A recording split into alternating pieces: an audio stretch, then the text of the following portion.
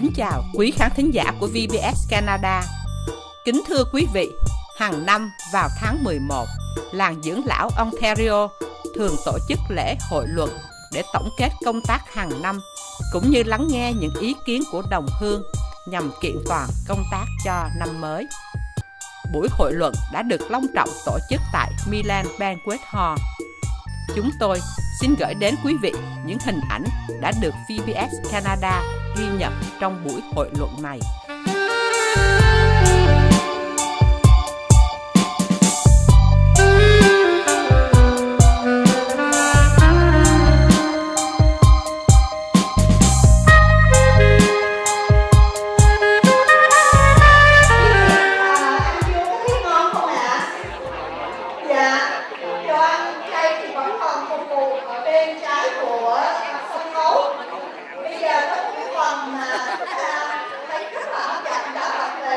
Thích quốc gia dường màu ta sẽ đắp muôn người được cửa nhà. Tôi đến gian xanh có bao lần tháng có thể kinh thiết trong giấc mộng vàng. Chiều phú đến nơi người đồng tuổi mua lấy xe nhà đầu sang đời. Kinh thích quốc gia dường màu ta. Bắt đầu lúc 12 giờ trưa, đông đảo quan khách và đồng hương đã tề tụ đông đủ. Ban tổ chức đã khoản đãi cơm trưa cũng như văn nghệ giúp vui. Chút đồng bào ta ngôi nhà dưỡng lão của người Việt Nam. Mùa xô màu lên, xô gần đến. Mùa xô màu lên, xô gần đến. Mới đó năm xưa tóc đầy đầu ta chứ không cuối tháng người chưa gì đã thấy con cháu một bầy. Các bác con đi đang cần một người đang nuôi tôi già mà không thấy đường. Gốc sức ta xây dựng lòng bảo ta.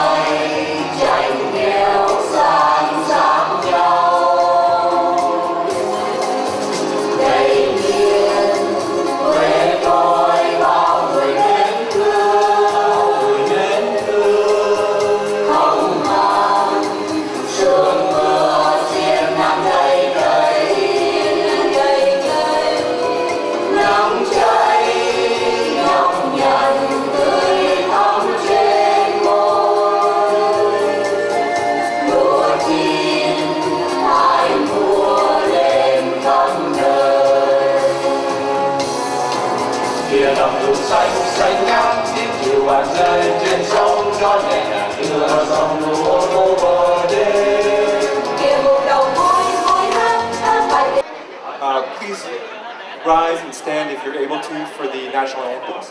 Afterwards, we'll be observing a minute of silence.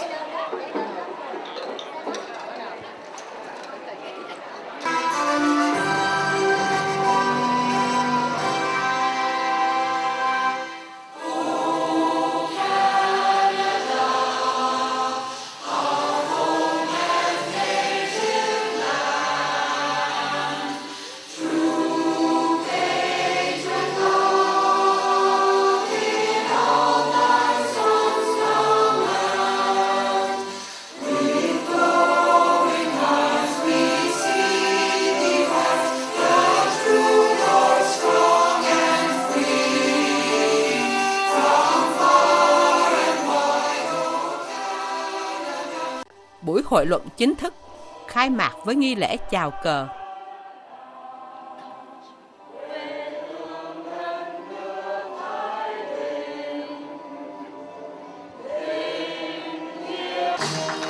Hãy subscribe cho kênh Ghiền Mì Gõ để không bỏ lỡ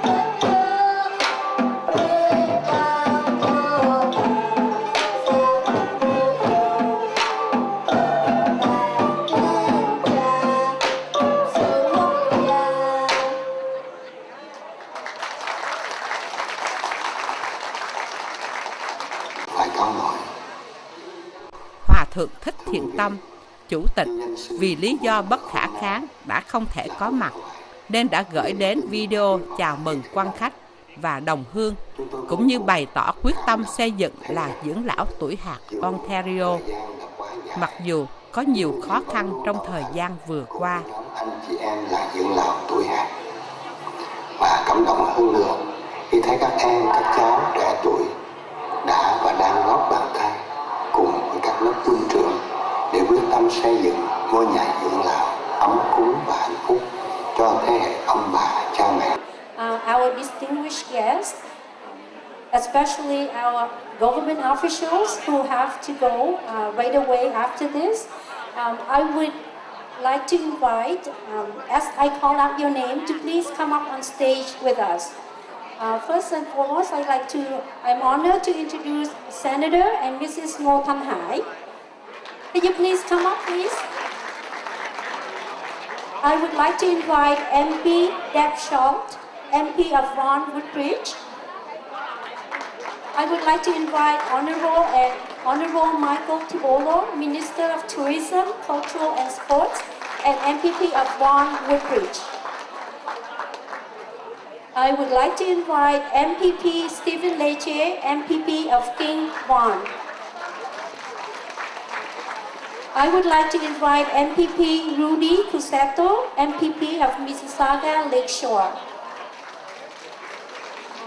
And now I would like to invite His Worship Mayor Mauricio Bevilacqua, City of Vaughan, thị trưởng của thành phố Vaughan. I would like to invite Regional and Local Councillor Sunday Singh. And we would like to have Councillor Rosana Di Francesco, Ward 2 of the City of Vaughan.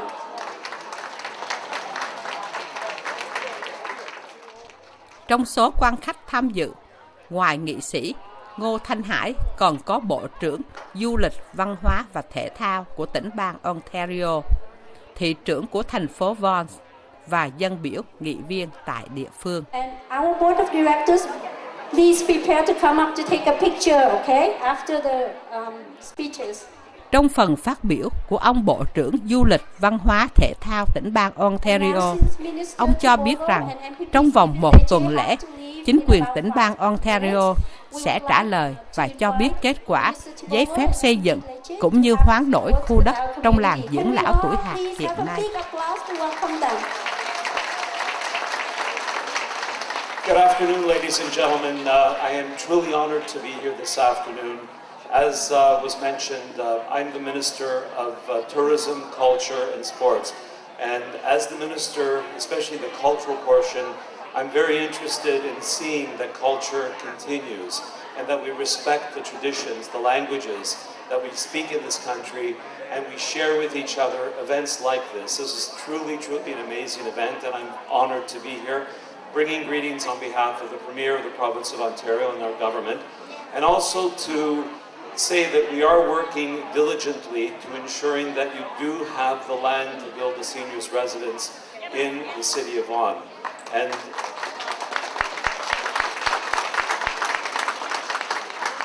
I'm hoping that by next week we'll be able to make some announcements, but that's something that I have to wait and get final determination on. But your community has worked diligently. I've had the pleasure of praying with the Most Venerable when he was here the last time in Toronto, in the city of Vaughan, and I really do enjoy learning more about culture, and I hope to spend more time, Tanya and the committee, working with you to making sure that along with the city and the country, our parliament in Ottawa, that we're going to make the dream that you started so many years ago a reality in the very short term. Thank you very much. God bless you all and keep up the hard work that you're doing. Thank you very much, Minister. And Xin chào quý vị. There you go.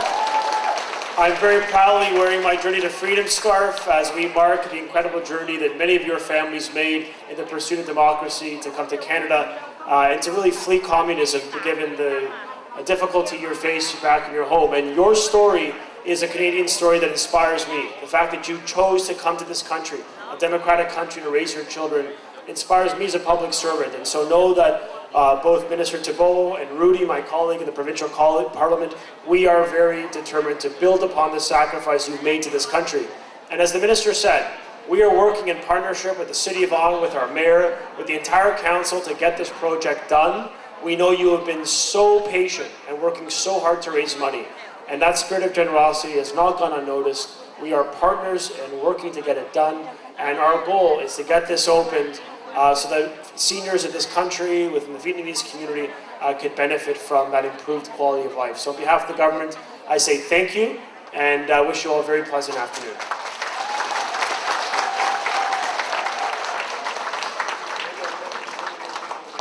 And right now, I would like to introduce Mayor Bevilacqua to have a few words with you. Thank you so much, and good afternoon, everyone. It's for a mayor of City of Vaughan, coming to Mississauga is a foreign visit, so I've really enjoying this. But I feel right at home because, Stephen, you probably noticed it's 11088 Pine Valley Drive right here in the City of Vaughan. I want to thank everyone. Listen, we all have dreams in life, and dreams are realized when you have passion. When you act with compassion and a lot of love, because this dream of yours is really going to be a labor of love. You're going to have to pull together, you're going to have to really believe in it, and along the way, as in life, you get some bumps along the way. Sometimes things are not as fast as they should go, but the reality is that the journey is extremely important. And I really want to tell the community to stick together during this time. We're working very, very hard to make sure that your dream becomes a reality. You have the entire community behind you. Sundar Singh, she's behind you. Rosanna De Francesca is behind you. And more importantly, come here. Remember, this is what it's all about. Fulfilling her dream.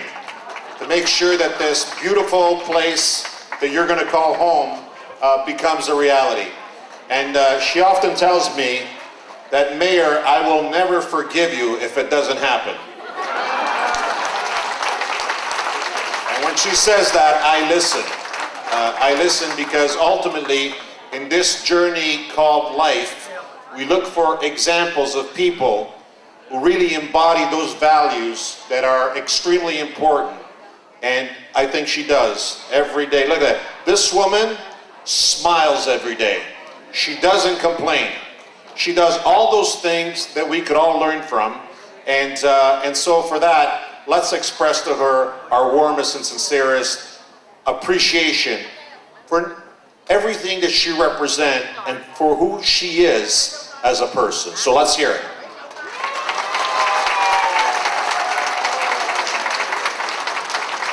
So Stephen Lecce and Mike Tibollo, we're in this together, as you know, all levels of government, Deb, everybody, we're in this together.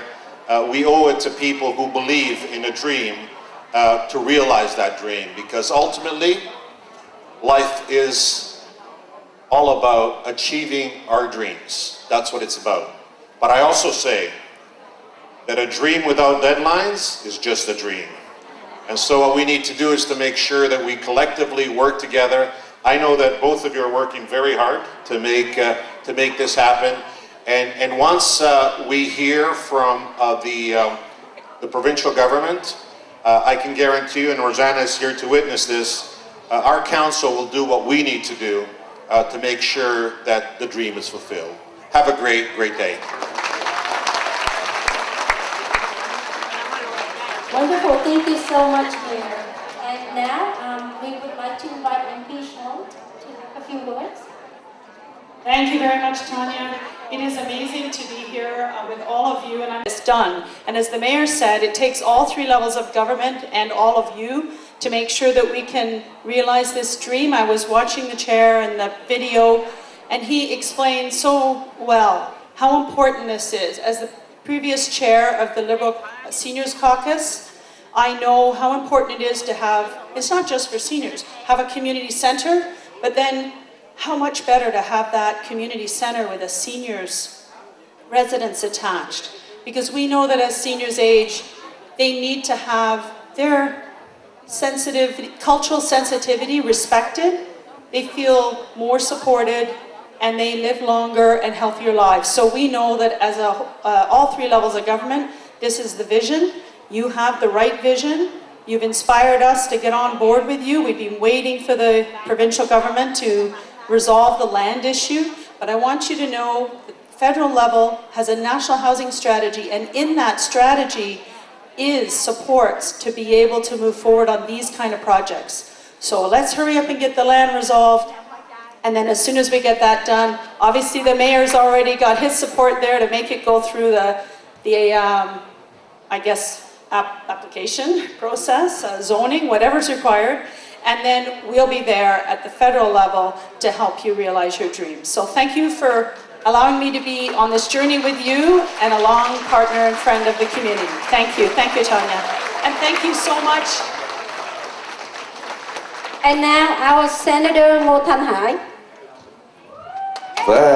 Thank you. Well, all of you speak English, now I have to speak my own language towards that they understand it a bit more. Cái tin vui mà ông Tổng trưởng vừa nói cho chúng ta biết, tôi xin để ông thông báo cho chúng ta tuần tới. Chúng tôi làm việc với các tổng trưởng và bây giờ đã đi tới cái sự quyết định của chính phủ. Và chính phủ sẽ quyết định cái miếng đất như thế nào vào tuần tới. Và như chúng ta đã biết, ông thị trưởng Von Bellevue cũng đồng ý trên nguyên tắc. Như vậy chúng ta có cái sự chấp thuận của 3 tỉnh chính phủ, liên bang, tỉnh bang và thị xã.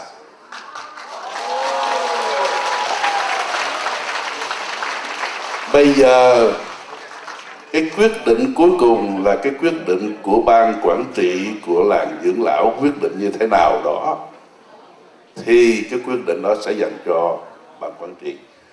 Cái miếng đất, công trình xây cất với sự yểm trợ của Bộ Y tế, của các tổng bộ khác sẽ đáp ứng được cái nhu cầu mà chúng ta đã theo dõi từ mấy năm nay.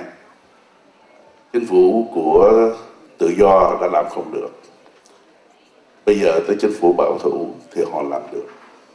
Hy vọng rằng tuần tới chúng ta sẽ có tin vui. Cái miếng đất như thế nào? Và City of Councillor Von cũng chấp thuận yểm trợ cái miếng đất đó của chúng ta nữa. Thật ra cái quyền quyết định cuối cùng, tôi xin nhắc lại, quyền quyết định cuối cùng cho cái dự án làng dưỡng lão Tuổi Hạt sẽ do ban quản trị và chúng ta đây quyết định. Ok. Rồi, xin cảm ơn. And can we stay for 1 minute to take some pictures? Can we please come out and have some pictures with all our guests? Ban quản trị cũng đã trình bày tổng kết tài chánh và các công tác trong thời gian vừa qua. Buổi hội luận đã tiếp tục với phần văn nghệ cho đến 5 giờ chiều cùng ngày.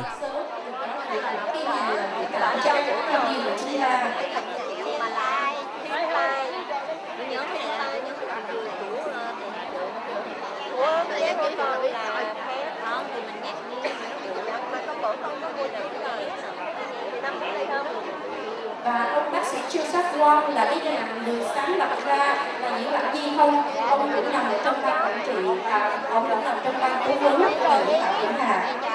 Thì năm qua mà là những đã gây quỹ đường và đã sử dụng như thế nào? Thì cũng xin báo với tất cả cái đồng hương, tất cả các bác và tất cả các anh chị em. Trong 5 năm vừa qua thì làng dưỡng lão có tổ chức rất nhiều buổi đi và cũng được sự ủng hộ của rất nhiều cộng đồng và tổng cộng số tiền thu được qua những cái buổi đi và những sự ủng hộ đã tới năm nay là 1,4 triệu. Đó là số tiền sau tất cả những chi phí trao lại những cái buổi đi thành ra xin trình bày với tất cả quý vị là trong 5 năm vừa qua mình đã làm việc rất là cực khổ và đã gây được khoảng 1,4 triệu. Thì tiền có rất nhiều câu hỏi là làm dưỡng lão làm gì với cái số tiền 1,4 triệu.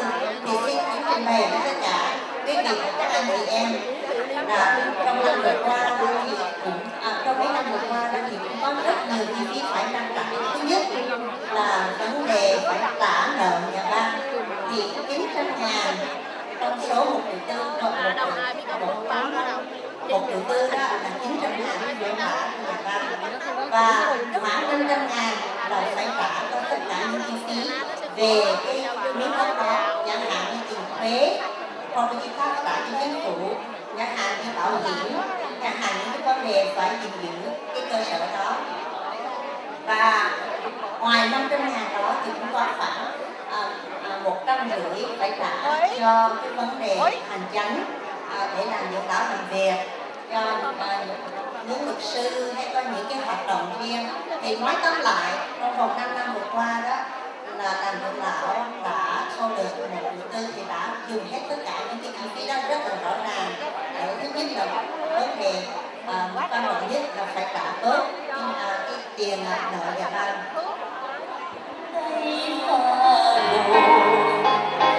Và mẹ sẽ kể con nghe đầu thu năm bố. Mẹ mang ơn tuổi cho con đánh giặc cho dân yên lành. Kính thưa quý khán thính giả, chương trình phóng sự cộng đồng của chúng tôi đến đây đã chấm dứt. Chúng tôi xin kính chào tạm biệt và xin hẹn gặp lại quý vị trong chương trình kỳ tới. Chuyện con đi lấy